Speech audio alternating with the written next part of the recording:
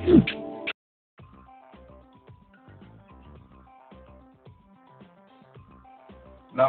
सत श्री अकाल, आदाब। टीएस मदान, आपका दोस्त, आपका हम सफर। अगर हमारे कस्टमर्स हमारे ऊपर विश्वास नहीं करते हैं तो उसके लिए केवल हम ही जिम्मेवार हैं। अगर वो केवल उधार ही खरीदना चाहते हैं तो भी केवल हम ही रिस्पॉन्सिबल हैं। अगर उधार लेकर पैसे वापस नहीं करना चाहते तो भी उसका कारण हम ही हैं।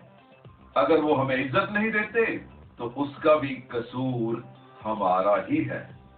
और अगर हमारे साथ बार्गेनिंग करते हैं, हमसे रिबेट मांगते हैं, हमसे कमीशन मांगते हैं, तो उसके लिए भी दोषी केवल हम ही हैं। मैंने अपने फादर के बिजनेस में 2 सेल्समैन को ऑब्जर्व किया है। दोनों ने मेरे फादर को अप्रोच किया। दोनों एक ही प्रोडक्ट में डील करते थे, रोजिन, जिसे हम बरोजा या राल भी कहते हैं। दोनों के रेट भी सिमिलर थे। तो पापा ने दोनों से ही खरीदने का सोचा एंड दोनों को 10-10 टिन रोजिन भेजने का ऑर्डर प्लेस कर दिया। जब दोनों से पेमेंट टर्म्स पूछी गई तो एक ने कह दिया कोई चिंता नहीं है, जैसी आपकी कन्वीनियंस होगी वैसे दे देना। एंड दूसरे ने कहा 1 इनवॉइस एट 1 टाइम, यानी आपको एक ही इनवॉइस क्रेडिट पर मिलेगी। जब आपने दोबारा माल मंगवाना होगा तो दूसरी इनवॉइस रेज करने से पहले पिछली इनवॉइस की पेमेंट आ जानी चाहिए। एनीवेज, दोनों का माल आ गया और 1 महीने के बाद जब दोबारा माल की जरूरत पड़ी तो फिर दोनों को ही ऑर्डर प्लेस किया गया। पहले ने तो भेज दिया, कोई चिंता नहीं, अपनी कन्वीनियंस के मुताबिक जब मर्जी पे कर देना। जबकि दूसरे ने इनवॉइस रेज करने से पहले पिछली पेमेंट मांग ली। अब पेमेंट तो देनी ही थी। पहले सेल्समैन का कोई प्रेशर नहीं था इसलिए उसको नहीं दी गई और दूसरे सेल्समैन की टर्म्स के मुताबिक उसको पे कर दिया गया। और इस तरह से करते करते कुछ महीनों के बाद पहले सेल्समैन का हमारी तरफ उधार बहुत ज्यादा हो गया और वो और माल भेजने से पहले बहाने लगाने लगा। जबकि दूसरा सेल्समैन हर महीने पिछली पेमेंट ले जाता और नया माल भेज देता। अल्टीमेटली पहले सेल्समैन ने हमें बैड पे मास्टर का नाम दे दिया, जबकि दूसरे ने हमें बेस्ट पे मास्टर और बेस्ट कस्टमर कहना शुरू कर दिया। तो सोचने की बात है कि हम बैड पे मास्टर कहे गए किसके कारण? उस सेल्समैन के कारण। और अगर बेस्ट पे मास्टर कहे गए तो भी एक सेल्समैन के कारण। हम तो वही थे लेकिन सेल्समैन ने हमें डिफरेंट रूप दे दिया। क्या कहना चाहता हूं, आप जैसा कस्टमर को बनाओगे वो वैसा बन जाएगा। जैसा उसको बिहेव करने के लिए बोलोगे वो वैसा ही बिहेव करेगा। सोचना आपने है कि एक कस्टमर से आप कैसा ट्रीटमेंट चाहते हो। अगर चाहते हो कि विश्वास करे तो विश्वास करने योग्य एक्शंस करो। मैंने एक मेडिकल रिप्रेजेंटेटिव को भी क्लोजली ऑब्जर्व किया है। जब मैनेजर का प्रेशर आया तो डीलर को बहाने लगाए कि कंपनी ने एक स्पेशल डिस्काउंट ऑफर किया है, जितना भी स्टॉक आज मंगवा सकते हो उस पर 2% एक्स्ट्रा डिस्काउंट मिलेगा।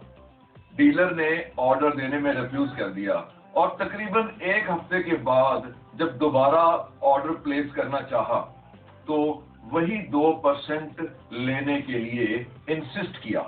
सेल्समैन के पास तो वो स्कीम थी ही, उस दिन तो ऑर्डर लेने के लिए बहाना लगा रहा था और सेल्समैन ने वो 2% भी डिस्काउंट उसे दे ही दिया। वाह, जो ऑफर केवल उसी दिन के लिए थी वो 5-6 दिन के बाद भी मिल गई और दूसरे महीने की क्लोजिंग पर भी डीलर ने वैसा ही रिएक्ट किया, यानी 5-6 दिन लेट खरीदने पर भी वो डिस्काउंट ले ही लिया। और इस तरह उस मेडिकल रिप्रेजेंटेटिव का ये इंप्रेशन बन गया कि जब मर्जी माल खरीदो वो डिस्काउंट मिलेगा ही मिलेगा। आपको मेरी एडवाइस है कि अपने सेलिंग प्रोफेशन में कुछ ऐसा ना करें कि कस्टमर्स आपको लाइटली लें या फिर गारंटेड लें। केवल वही कमिट करो जो दे सकते हो, जितना दे सकते हो, जब तक दे सकते हो, जिसको दे सकते हो। आज कितने ही शोरूम्स पर स्टॉक क्लियरेंस सेल लगती है, लेकिन लोग लास्ट डेट पर विश्वास नहीं करते, क्योंकि मेजॉरिटी कंपनीज, मेजॉरिटी शोरूम्स ये कह के डेट एक्सटेंड कर देते हैं कि ऑन कस्टमर्स डिमांड। और इस तरह जब सच में डेट एक्सटेंड नहीं करनी होती तो लोग खरीदने ही नहीं आते, यही सोचकर कि डेट एक्सटेंड होगी ही होगी। मुझे याद है बचपन में हम लोग कनॉट प्लेस दिल्ली में घूमने आते थे, तो शर्ट्स के एक शोरूम में क्यू लगा के शर्ट्स खरीदनी पड़ती थी, क्योंकि सेल्स की लास्ट डेट कभी एक्सटेंड नहीं होती थी। तो आपने क्या करना होगा? सिंपली ये प्रोसेस ऑफ एलिमिनेशन है, यानी कुछ लोगों को छोड़ने का प्रोसेस। आपने एक सेट ऑफ पीपल को एलिमिनेट करना है, यानी छोड़ना है। सही कस्टमर्स या गलत कस्टमर्स, क्रेडिट पर खरीदने वाले कस्टमर्स या कैश खरीदने वाले कस्टमर्स, डिस्काउंट मांगने वाले कस्टमर्स या डिस्काउंट ना मांगने वाले कस्टमर्स, बार्गेनिंग करने वाले या बार्गेनिंग ना करने वाले, गुड पे मास्टर्स या फिर बैड पे मास्टर्स, एटसेट्रा। एक एग्जांपल, आपने एक राशन की दुकान खोली, दोनों तरह के कस्टमर आएंगे, कैश खरीदने वाले भी और उधार खरीदने वाले भी। कैश खरीदने वाले डिस्काउंट, क्वालिटी एंड वैरायटी पूछेंगे, एंड उधार खरीदने वाले उधार का पीरियड। अगर आपने डिसाइड किया कि आपने केवल कैश ही बेचना है, अगर आपने कह दिया कि आप केवल कैश ही बेचते हो, तो उधार खरीदने वाले कस्टमर्स आना बंद कर देंगे और एक दिन आपकी दुकान पर केवल वही कस्टमर्स आया करेंगे जो केवल कैश खरीदते हैं। और इस तरह से आपका एक रेपुटेशन बन जाएगा, एंड वाइस वर्सा। तो आप कस्टमर्स को बच्चों की तरह पालो, बहुत नाजुक होते हैं, जैसा बनाओगे वैसा बन जाएंगे, जिस तरह से चाहोगे उसी तरह से खरीदेंगे। चाहोगे डिस्काउंट मांगें तो मांगेंगे, चाहोगे कि बार्गेनिंग करें तो करेंगे, चाहोगे कि कैश खरीदें तो खरीदेंगे, चाहोगे कि आपको प्यार करें, आपकी इज्जत करें तो आपको प्यार भी करेंगे और आपकी इज्जत भी करेंगे। नेक्स्ट टाइम किसी भी कस्टमर को ब्लेम देने से पहले मेरी इस वीडियो को याद कर लेना। क्या आपके कस्टमर का रिएक्शन आप ही के एक्शन का रिजल्ट है?